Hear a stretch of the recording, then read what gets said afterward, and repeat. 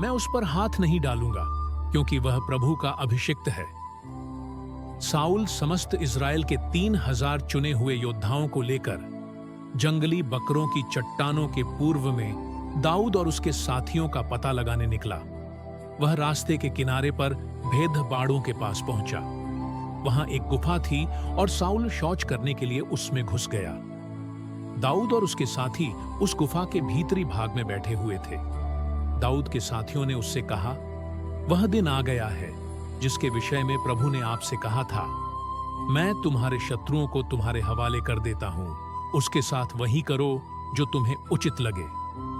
दाऊद ने उठकर चुपके से साउल के वस्त्र का टुकड़ा काट दिया। दाऊद का हृदय धड़कने लगा, क्योंकि उसने साउल के वस्त्र का टुकड़ा काट दिया, और उसने अपने साथियों से कहा, प्रभु, यह न होने दे कि मैं अपने स्वामी प्रभु के अभिषिक्त पर हाथ डालूं, क्यों कि प्रभु ने उनका अभिषेक किया है। दाऊद ने यह कहते हुए अपने साथियों को रोका और उन्हें साउल पर आक्रमण करने नहीं दिया। साउल उठकर गुफा से बाहर निकला और अपने रास्ते चला गया। दाऊद भी गुफा से निकला और उसने साउल से पुकार कर कहा, हे मेरे स्वामी, मेरे राजा। साउल ने मुड़कर देखा और दाऊद ने मुंह के बल गिरकर उसे दंडवत किया। तब दाऊद ने साउल से कहा, आप क्यों उन लोगों की बातें सुनते हैं जो कहते हैं कि दाऊद आपकी हानि करना चाहता है? आपने आज अपनी आंखों से देखा कि प्रभु ने आज गुफा में आपको मेरे हवाले कर दिया था, और मेरे साथी चाहते थे कि मैं आपको मारूं, किंतु मैंने यह कहते हुए आपको बचाया, मैं अपने स्वामी पर हाथ नहीं डालूंगा, क्योंकि वह प्रभु का अभिषिक्त है। देखिए पिताजी, अपने वस्त्र का टुकड़ा मेरे हाथ में देखिए।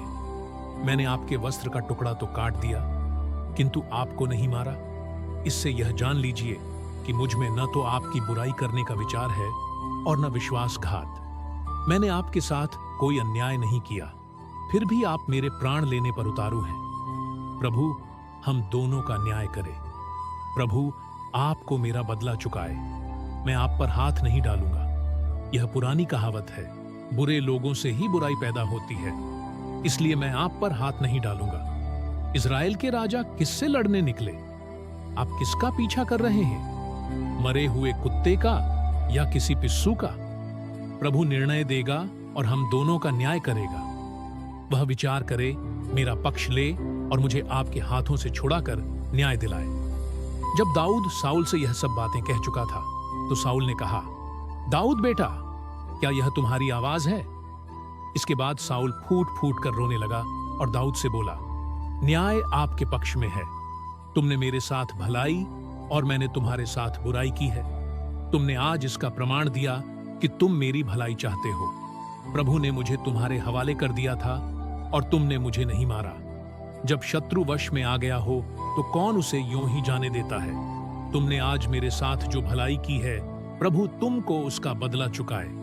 अब मैं जान गया हूं कि तुम अवश्य राजा बन जाओगे और तुम्हारे राज्यकाल में इस्राएल फलेगा फूलेगा। प्रभु की वाणी।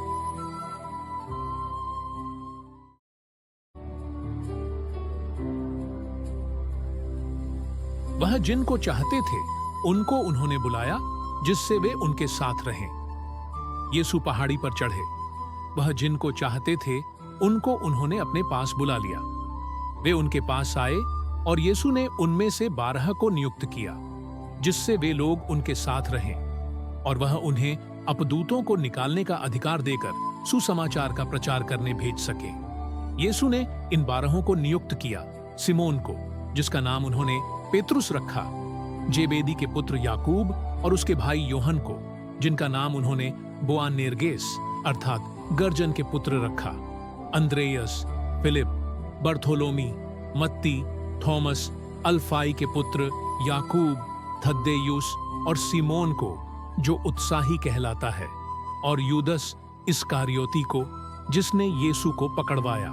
प्रभु का सुसमाचार।